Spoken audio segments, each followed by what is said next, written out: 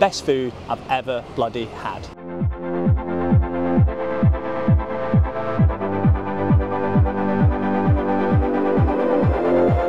Welcome to another G-Dubs vlog, and we're finally back in the promised land of Japan, the bright lights of Shinjuku lighting up the sky. We've talked about it enough over the coming months, weeks, years. This is the best country I've ever been to and can't wait to take you through it and relive it all with them again. Day number one, we're in Shinjuku. We're going to be taking you to the best spots to get sushi. Honestly, the place we had lunch was absolutely phenomenal. Shout out to this guy here. We're going to get a few beer warriors in the system. We're going to be going to TeamLabs, which is all over Insta and TikTok, and of course the best place to get some caffeine in the bones. If you like what you see, drop me a message in the comments, hit that subscribe button. En route to 2K subs. Let's get cooking, baby. Stop number one, and I cannot believe I'm saying this again. Shady's going to be in the comments. Absolute Keith Lard 2.0. But get yourself to, I'm going to say a little dog shop rather than a dog cafe. It's not the same as the one we went to in South Korea where you can go in, have a drink, and then, like, I guess play with them. It sounds even more suspect when you say it like that. But yeah, there are so many cool dog shops here. I don't know, I felt as if it was a little bit cruel. They're all in little boxes, but I guess Em was saying, like, they're so, I don't know, designer, and so like so many people want to buy them here that they'll be like in and out of there in absolutely no time. Super cute. Some of the smallest dogs that I have ever seen. So if that is one of your tricks, is that your little vice, then yeah, get yourself in a little dog shop. But yeah, Jesus, Keith Lard 2.0, second time in about 3 weeks I'm recommending something dog related. They're going to be on to me very shortly. RSPCA, baby. Woo!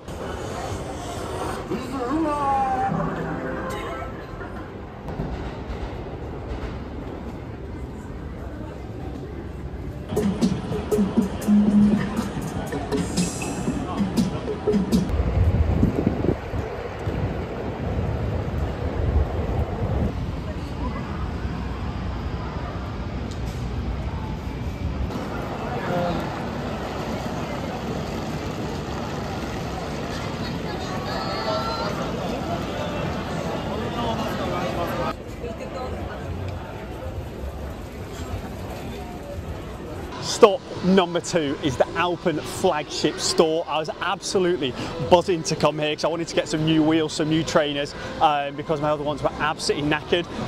Like anywhere in Asia though, it is gutted because the highest size they do is pretty much like 9s or 10s in most places. And yeah, so I've literally waited all this time and they don't have my size. Luckily I did buy some ones in between in South Korea itself, so we've got some to keep ticking over. But yeah, if you're 10.5s, 11s, there's no chance you're getting any new trainers out here.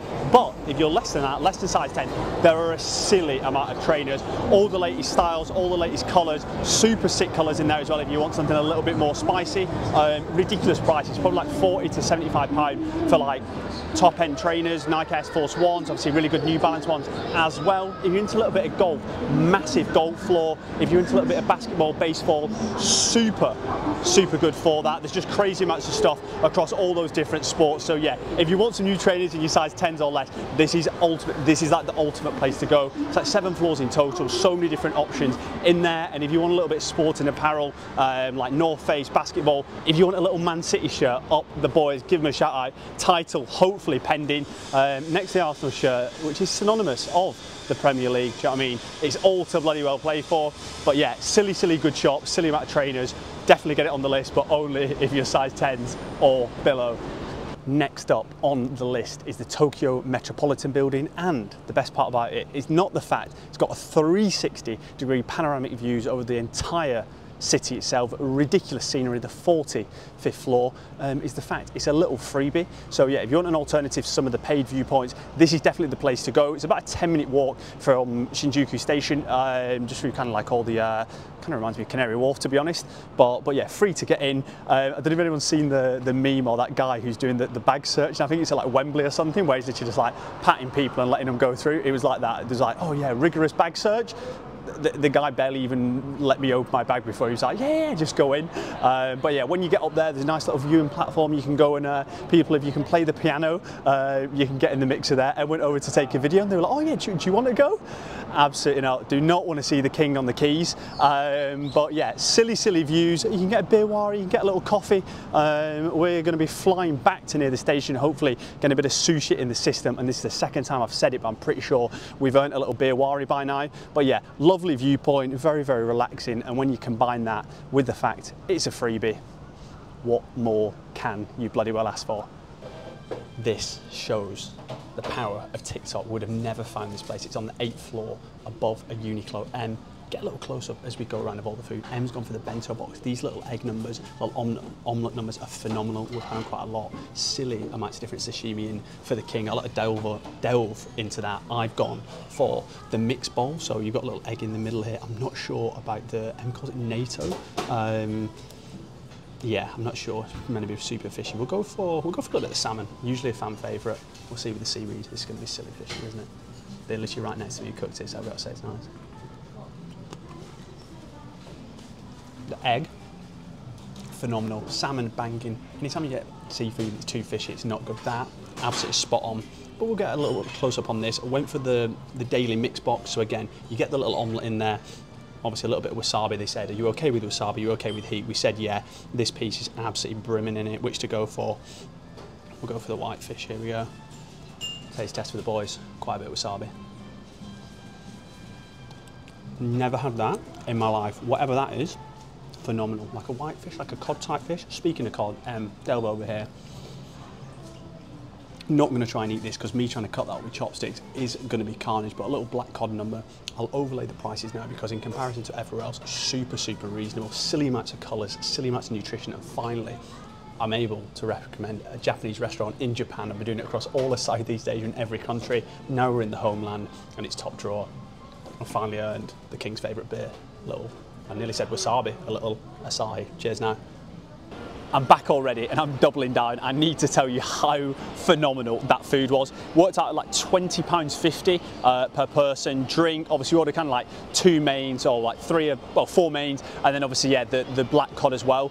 The black cod, I've never actually had it before. Flaking away, but so soft, so succulent, so much flavour to it with a little like miso paste dressing sauce running through it. Absolutely ridiculous. That was the star of the show. Maybe the best thing that I've eaten in recent years.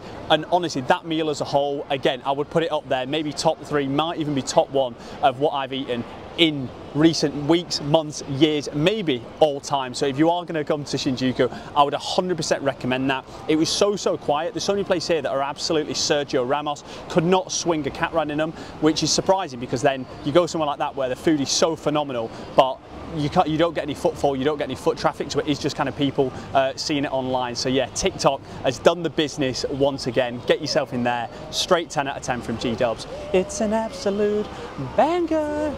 Best food I've ever bloody had. Gyoen National Park, it's an absolute yes from G-Dubs. £2.50 to get in, super chilling, super relaxing, lot of tranquility as you know.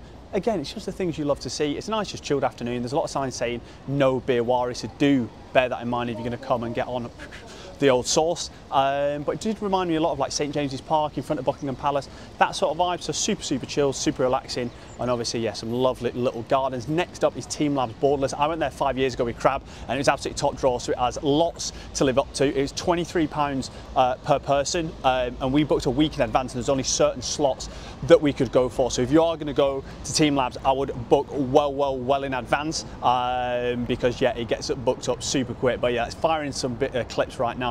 Hopefully it lives up to the high expectations I've got, because it was absolutely phenomenal.